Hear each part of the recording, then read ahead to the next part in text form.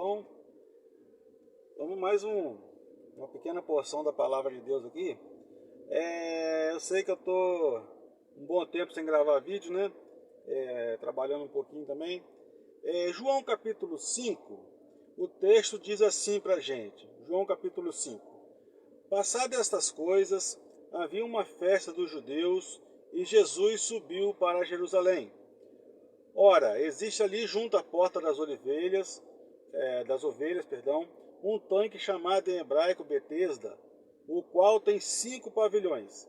Nestes jazia uma multidão de enfermos, cegos, coxos e paralíticos, esperando que se movesse a água, porquanto um anjo descia em certo tempo, agitando-a, e o primeiro que entrava no tanque, uma vez agitada a água, sarava de qualquer doença que tivesse. Estava ali um homem enfermo, havia 38 anos. E Jesus, vendo deitado, sabendo que estava assim há muito tempo, perguntou-lhe: Queres ser curado? E respondeu o enfermo: Senhor, não tenho ninguém que me ponha no tanque quando a água é agitada, pois enquanto eu vou, desce outro antes de mim. Então lhe disse Jesus: Levanta-te, toma o teu leito e anda. Imediatamente o homem se viu curado e, tomando o seu leito, pôs-se a andar, e aquele era dia de sábado. Irmãos, analisando esse texto bíblico aqui, sobre o tanque de Betesda, ou Betesata, que Betesda quer dizer casa de misericórdia, talvez esse nome foi dado posteriormente, e antes ele é chamado de casa de oliveira. Ele foi achado arqueologicamente no século XIX, ele mede 46 metros por 92, ele é muito grande. Tem 5 entradas, 5 alpendres, 5 portais.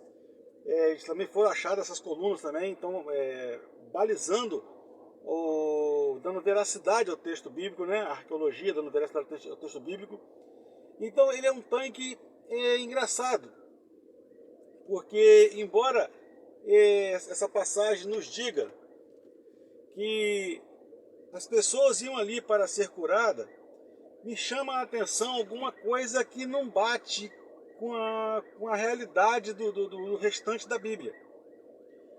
Ali reunia-se pessoas, e aí eu não sei dizer se era uma vez por ano ou se era sempre, porque o João começa dizendo que havia uma festa dos judeus e estava ali muita gente. Não sei se por conta dessa festa, talvez a Páscoa, não sei se as pessoas iam ali direto. Mas esse homem relatado aqui, ele 38 anos enfermo. E ele já havia, ele reclama com Jesus que sempre quando ele ia ali, o outro descia antes dele. É lógico, porque o ser humano por si só, nós somos egoístas, a gente vê o nosso lado primeiro, não é? E esse tanque é um tanque meio engraçado, meio difícil você entender como divino. Que, por exemplo, o texto diz que aparecia um anjo, e aí eu não quero nem entrar no sentido mérito dessa palavra ser escrita por João ou não, se é uma tradição ou não, mas está na Bíblia que descia um anjo, e esse anjo agitava a água, e o primeiro que entrasse na água era sarado, curado de qualquer doença que tivesse. Isso me causa estranheza, porque segundo Samuel 24 e 1 Crônicas 21 conta a história de Davi e Araúna, como está escrito em 2 Samuel, e Ornã, como está escrito em 1 Crônicas 21, mas é a mesma história com a mesma pessoa. Troca só os nomes. E diz lá que um anjo foi enviado para destruir e matar. Então, quando Deus dá a ordem para o anjo, basta, ele para de matar. Mas só quando Davi oferece os sacrifícios lá na frente é que Deus manda o anjo embainhar a espada. Então, anjos, quando estão a serviço de Deus, eles são cabalmente, cumprem a ordem de Deus como ela é, de maneira estrita. Então esse anjo é um anjo esquisito para mim, porque ele desce quando ele quer, ele desce e agita a água e favorece a um do que a outros. Porque, veja bem, está a multidão em pé no alpendre esperando o anjo agitar a água. O próprio cego, por exemplo, que está ali, leva desvantagem, que ele não vai ver a água sendo agitada.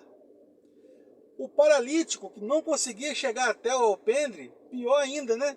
Ele não tinha como entrar na água. Então há uma acepção de pessoas.